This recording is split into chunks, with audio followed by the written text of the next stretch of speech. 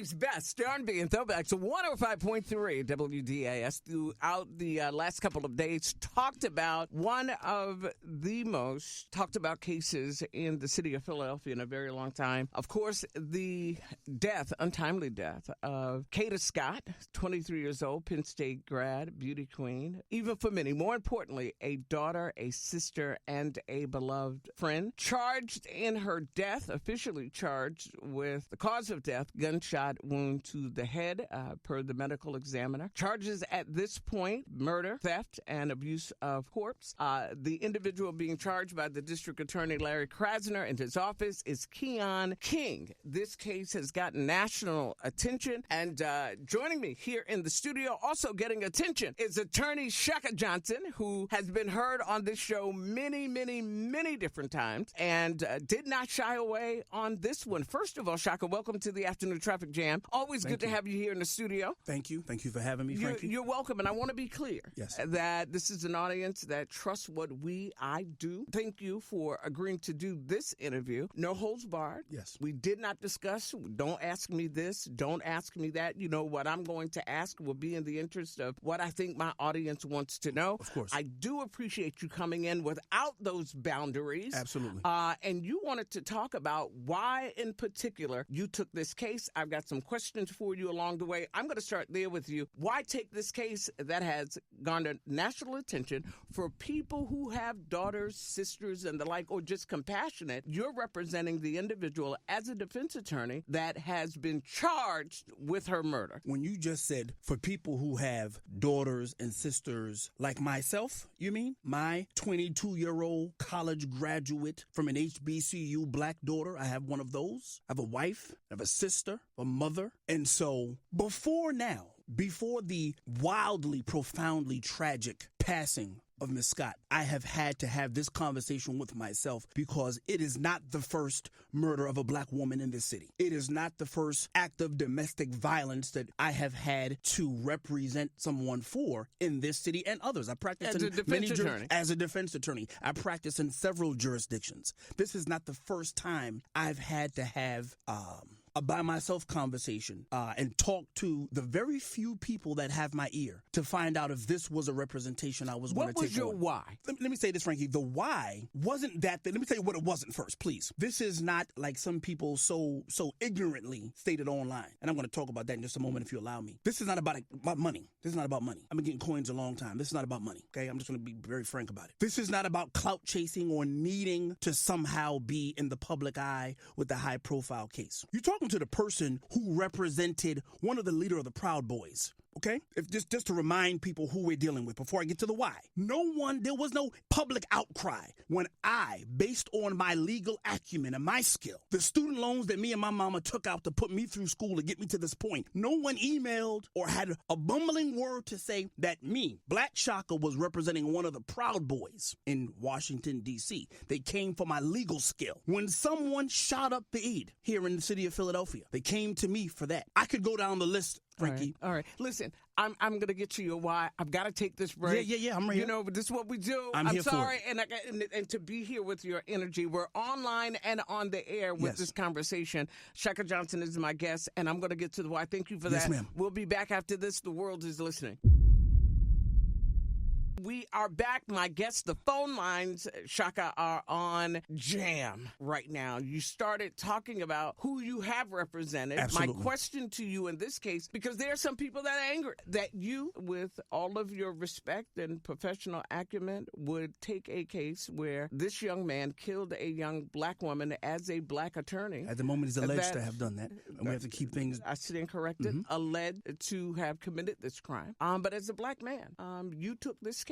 Yes. And there are people who are angry or salty or disappointed about that. What do you say to them? I say to them, I call it hypocrisy. I call it blasphemy and hypocrisy is what I call it. Because every day, we have black boys and black girls, but let's talk about what you just said. We have black boys dispatching pain on other families with shootings and all manners of murder on other people. You lost a loved one, and you talk about it extensively on your shows by another black man. I did. By another black man. There's not a public outcry. There aren't emails being said. There aren't protests, right?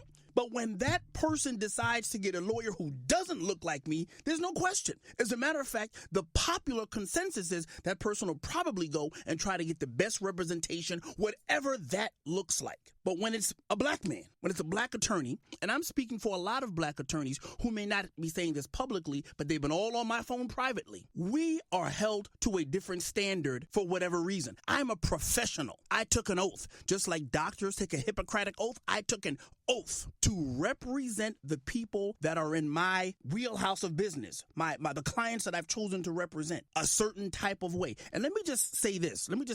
I don't take every case that walks in the door. Listen to me, Frankie. I listen for God's voice. I'm not spiritual. I'm a Christian. Let me be very clear. I'm not mincing my words on today's show. I listen for God's voice when I am deciding whether to take a case. Is that what you did here? Most definitely. Every case. Because despite all the sensationalism, what about the case where I represented people on Edding Street? It went viral. It was all over in Europe, where 3 people were killed on Edding Street. 3 people at one time. Hundreds of rounds shot. 15 or so possible defendants. You're talking to one of the lawyers. No emails about that. Dead bodies, Frankie, black dead bodies. No emails about it. You know, I've got to take a break. There's so much. We are online and on the air. Shaka Johnson is my guest. You are, and is this correct, the attorney of record? Yes, ma'am. For Keon King, who has been charged in the death of Kada Scott. You have received, really quickly if you can, what kind of, quote, backlash, if backlash is the correct word? Sure. What has happened really quickly? And that's why you're here today. Sure. I mean, there've been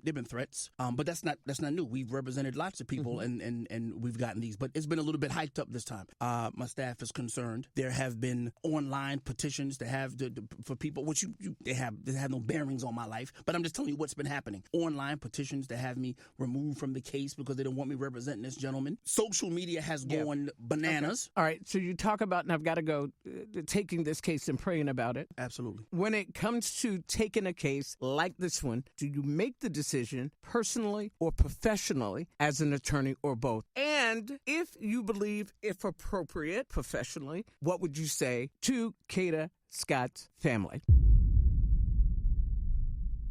All right, we are back. Shaka Johnson is my guest. The phone lines are like crazy. Shaka, again, thank you so much for coming in. Thank you for having me. This has been a tough time for the city. Many people are feeling it in the death of Kada Scott. Sure. 23, just appears to be a great girl. Her life snuffed out. And your client is accused of her murder. It is no secret that the individual that you now are the attorney of record, most would say from the reports and the like, that he's a monster. You're representing him because I could give you a civics lesson. You need one, but I could answer your question by way of giving a civic speech, right? In terms of due process and the fact that every single person, Jeffrey Dahmer, Ted Bundy, anyone you could name, anyone who doesn't do it for you, any person that you vilify and qualify as a monster is still in this country, at least as things are today, allowed, expected to have an attorney of their choosing. That is the law. I am a lawyer, all right? The law doesn't always comport with my ethics, my personal ethics, that means. The law doesn't always comport with how I feel in my personal capacity, very oftentimes. But I am charged with a duty, and I have a job to do. And contrary to what people might think, a criminal defense attorney's job isn't to get people off, right? I mean, that might be the byproduct of the job that you do. But the job at the outset isn't to get people off. The job I'm required to do is currently being done, Frankie. You know why? Because they're afraid of me. They should be afraid of me. I have a certain pedigree. People understand how I'm coming. So they're afraid. The city is afraid that this gentleman might walk out of jail, or perhaps not. Because you're representing him. Because I'm representing him. Because if it was someone else, it wouldn't be all of this public outcry. There's been a lot of fodder online. Some would suggest manufactured. The come after you. What say you? Oh, well, I mean, I think it's manufactured, but I think it's some other things at play. It's not lost on me that this is an election season, and it's not lost on me that the person in front of the podium for the past 3 weeks has been the incumbent district attorney, and it's not lost on me that people who have short-term memories will be at the polls on November 4th. None of this is lost on me. I am the person who's not afraid of a camera or on microphone. I think the whole city knows that. I have not been on a show. This is the first time right here to clear some air. And I'm still not talking about the merits of the case. Right. And I know there may be some things that I'm going to ask coming up, and this is so very important about the quote case. And if I happen to ask something that is beyond what you can answer, that's okay, but I'm going to ask it anyway. Can you hold on for that? Absolutely. Shaka Johnson is my guest. Shaka, you are representing Keon King, who has been charged in the death of Kada Scott. You mentioned that everyone is entitled to due process. I have to ask this question. My audience is screaming in my ear, and I've not answered the phone yet. Doing the case pro bono? No. Why should I? I got student loans like everybody else. Why should I? No. And I say that because there are questions about somebody obviously is paying for his defense, and I would suggest you not cheat. But the fact is, you're not doing it pro bono. No. And the notion, not that you're making it, but I want to say that the notion that I should is completely, I mean, it's nonsensical. Or the fact that he can afford that kind of representation. Many defendants in cases like this end up getting a public defender. Well, what I'm saying is he doesn't have one. In more cases, and I'm sure your listening audience who have been put in this position will understand what I'm getting ready to say. When kids go out and do certain things, they put that albatross around their parents' neck. That's what happens. People don't usually walk around with a I'm going to get indicted or I'm going to get arrested fund, okay?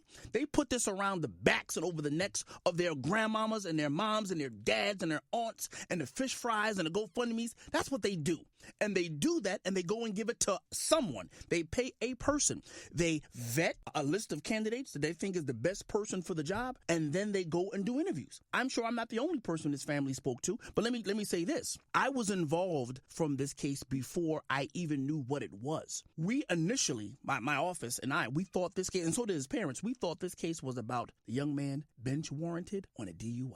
That's how this all began, okay? And then Mr. Krasner called my phone and informed me this was actually, they were looking for him for something much more sinister. So now that I've already engaged with the family and I'm dealing with the young man, what type of sucker-made, soft, moist-in-the-middle attorney would I be to then say, oh, wow, this is a lot more involved than I initially thought. This is a lot heavier than I initially thought. No, I spoke to my God. I had a conversation and I listened for his voice, and I got the nod of approval.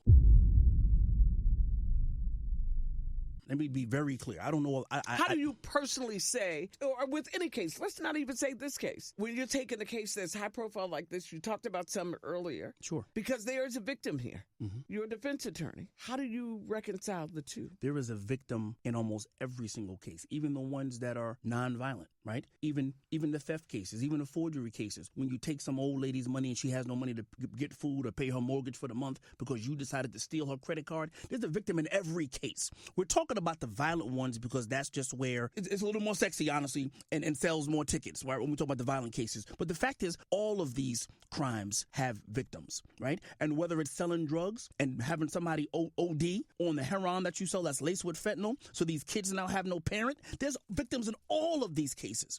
And so anybody who has a soul has to do some soul searching all the time, not just when it's a 23-year-old beautiful black girl that's killed. You got to do the soul searching all the time. So this is a conversation I have with myself daily. Every morning in the shower, I have this conversation with myself. Make the right decisions, choose the right cases. You're not backing down off this case? No, not at all. I represent this young man. Shaka Johnson is my guest. I'm going to give you an opportunity for closing comments coming up in just a minute. My guest, attorney Shaka Johnson. He is the attorney of record for Mr. Keon King, charged in the death of Kada Scott. Your closing comments as we close out this afternoon. 2022, Tamara Cornelius was killed in King of Prussia, 31 years old. She had 3 children and was pregnant. She was killed by her black ex-boyfriend, okay? Black woman, 3 black kids, 1 in her belly, and her black ex-boyfriend killed her. That man had an attorney. There were no petitions going around. There were no emails going around. That man had a lawyer, and he had his day in court, okay? What I am supposed to do, Frankie, as a professional, what I am supposed to do, right? This is not Shaka Johnson. This is attorney Shaka Johnson representing Keon King. It doesn't mean that he and I align in some sort of special way. I am his attorney, okay? And I have a job to do, and the job is to keep the system fair for Keon, for you, for me. If we get into a space where we can start making exceptions because we don't like the defendant, okay? Keon. We don't like Keon King. And so now we're willing to dispatch with his civil liberties. We are willing to dispatch with his